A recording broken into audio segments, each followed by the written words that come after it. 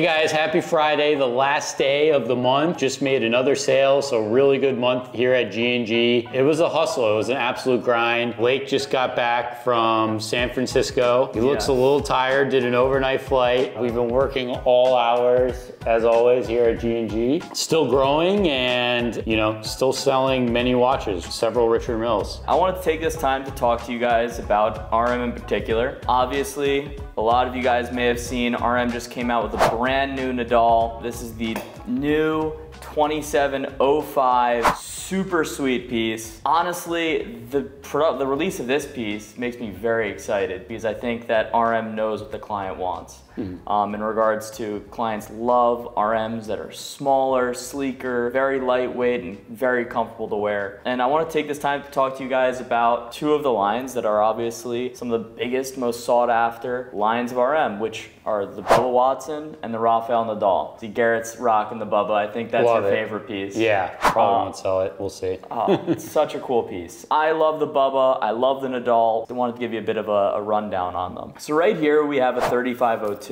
So in terms of talking about RM, obviously Rafael Nadal was the most important sponsor ever for the company.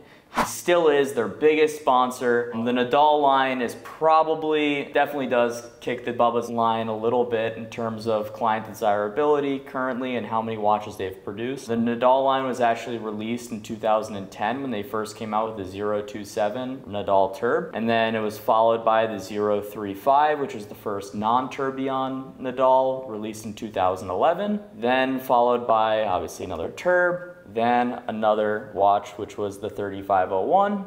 2 years later, they released the 3502, which is the same as the 3501 with a clear case back. Then they came out with the 3503, and hence the progression of the Nadal line. Out of all the Nadals, what would you say is your favorite, if you had to pick one? That's tough. If money, you know, weren't an issue, I would probably go with one of the Turbs.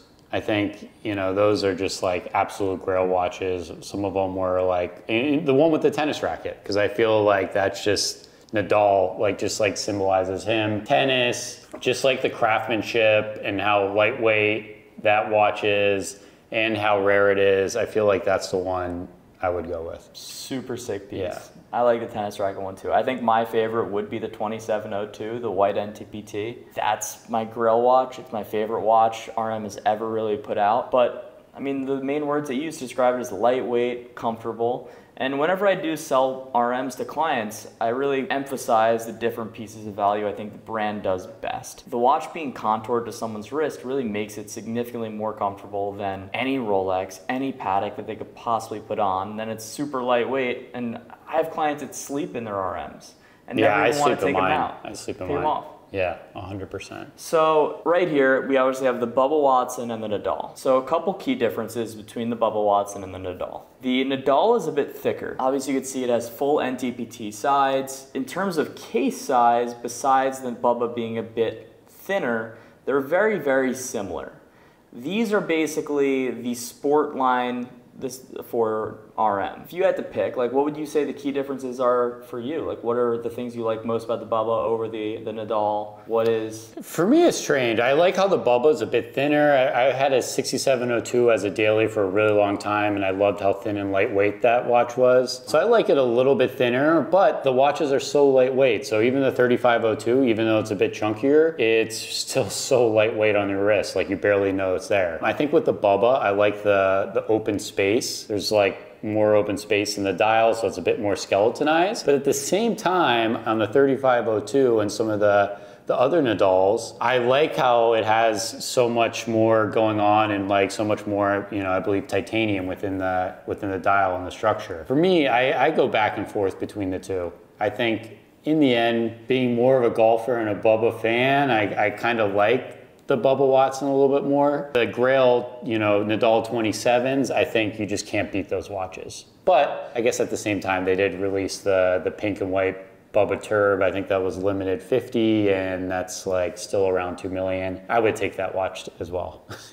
I mean, I think I would take that watch too, but I mean, the pink's a little out there for me, but for me, I mean, the Bubba Watson, I just love. I think one of the big key value adds of RM is the skeletonized movements, and the skeletonized movement is really accentuated by how much empty space is in this watch.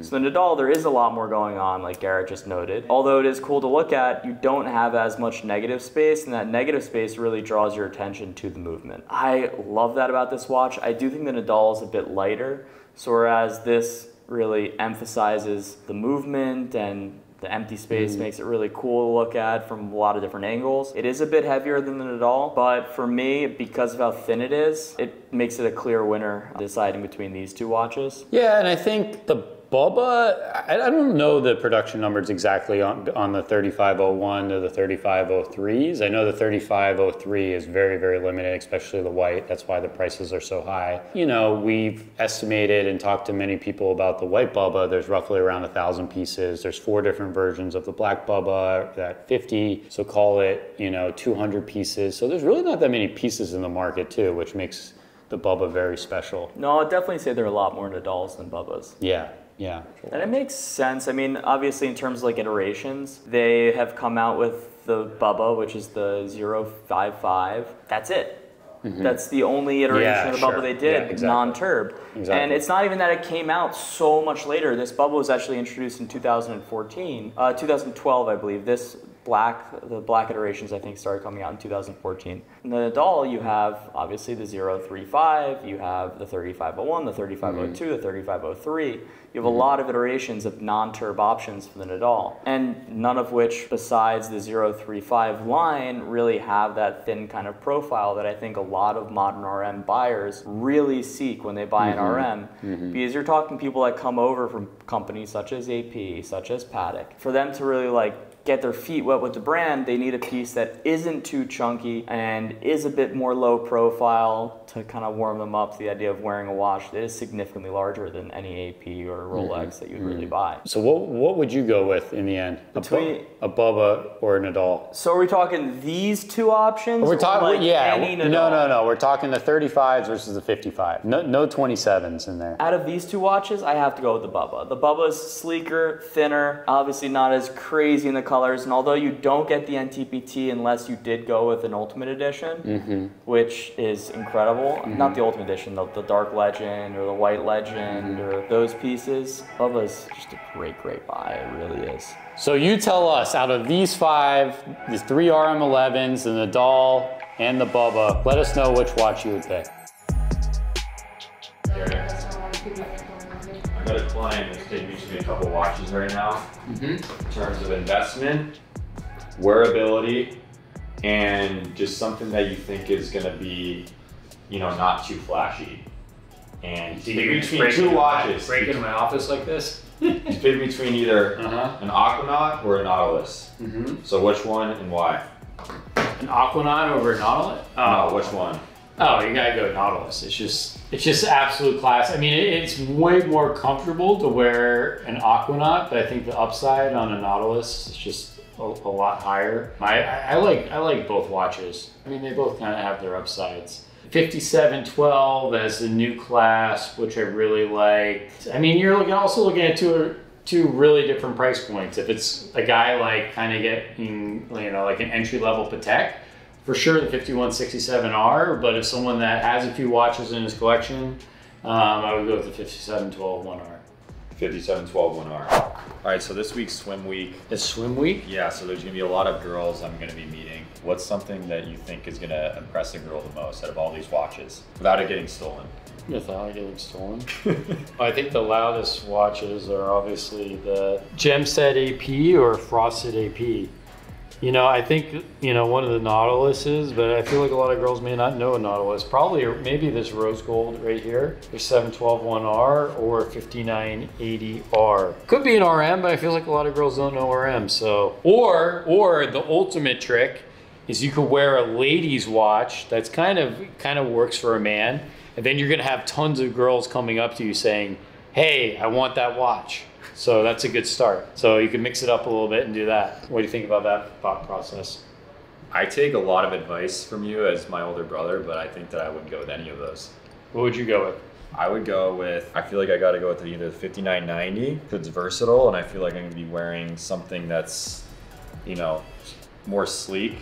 Also, you could be wearing swim trunks because it's swim week, or the Nadal. Easily. Nadal. Yeah, both But you can't swim in this guy. Can't. Again, everyone, all the RM fans, water resistant, not waterproof. You know, so what Charles Leclerc did and jumped in at Monaco Grand Prix would never do that. But I'm sure he just gets like another watch, or he'll just get it fixed, his current watch. All right, guys, unfortunately we can't rent these out. They're only for sale, but if you want to come pick them up, they're here. Swim week is this week. Trying to impress a girl. We got a nice selection here. I think Garrett gave us some good pointers there. I think that you might get lucky with them.